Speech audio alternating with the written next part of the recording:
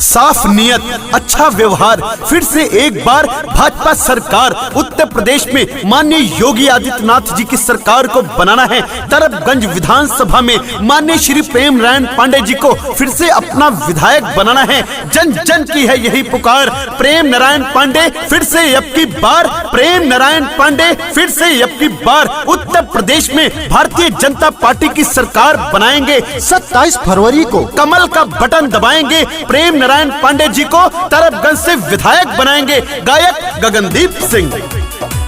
अब का बताई भैया तरबगंज के हाल हो, दादा दादी चाचा चाची भैले खुशहाल हो।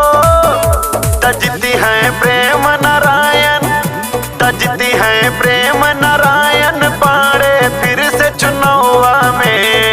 हल्ला मची गहुआ गहुआ में, तजती है प्रेम नारायण पांडे फिर से चुनावा में। हल्ला मची गहुआ गहुआ में। सबके दिल में रहते हैं, सबके चाहने वाले हैं। प्रेम नारायण पांडे जी को बुजुर्गों का प्यार मिला है, छोटों से प्यार मिला है। सबका सम्मान करते हैं, सबको गले से लगाते हैं, सबको अपना बनाते हैं श्री प्रेम नारायण पांडे जी। इसलिए जन जन ने ठाना है योगी बाबा की सरकार को लाना है। मथुरा भी बनवाना है, राम मंदिर को चमकाना है, अयोध्या को सजाना है, काशी को भी सजाना है, हर बार दीपोत्सव मनाना है। तो भारतीय जनता पार्टी की सरकार लाएंगे। प्रेम नारायण पांडे जी को तरबगंज से विधायक बनाएंगे। तरबगंज के जनता फिर से करेले पुकार हो, हुए विधायक पांडे फिर से अब की बार हो, फिर से अब की बार हो। तरबगंज के जनता फिर से करेले पुकार हो, हुए विधायक पांडे फिर से अब की बार हो। प्रेम नारायण पांडे बाटे दामदार हो, बाटे विकास पुरुष का हथ बाजावार हो। त प्रेम नारायण जी के, त प्रेम नारायण जी के झंडा लहरे लखनऊ में। हल्ला मची गहुआ गहुआ में, त प्रेम नारायण जी के झंडा लहरी लखनऊ में। हल्ला मची गहुआ गहुआ में। गरीबों की भलाई करती है सरकार।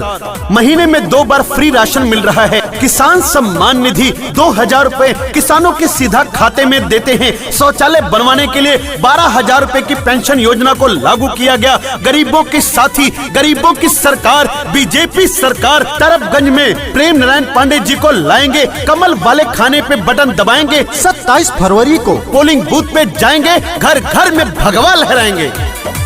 सड़क बानी बिजली पहुंची भैया गाँवे गाँव हो, सबसे मिले ले पांडे सरल बासव भाव हो, सरल बासव भाव हो। सड़क बानी बिजली पहुंची भैया गाँवे गाँव हो, सबसे मिलत है पांडे सरल है स्वभाव हो।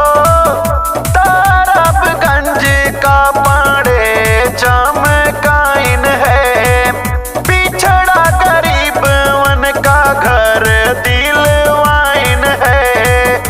तजती है पांडे जी हो, तजती है पांडे जी हो वटवन के बरसुआ में।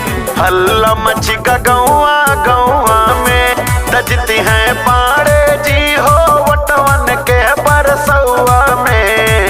हल्ला मची गहुआ गहुआ में।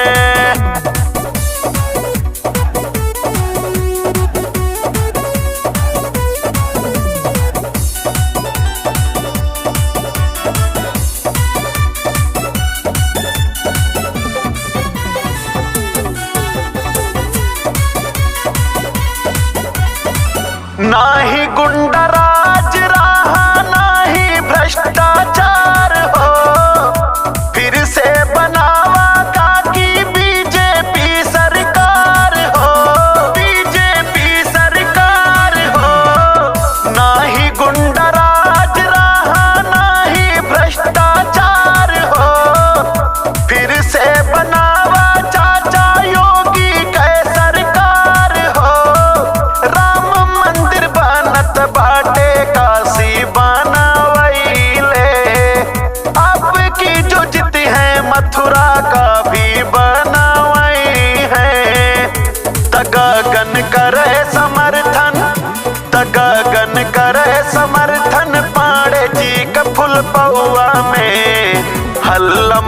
गहुआ गहुआ में। तब की चंदन लगई पाड़े का चुनौआ में। हल्ला मच गई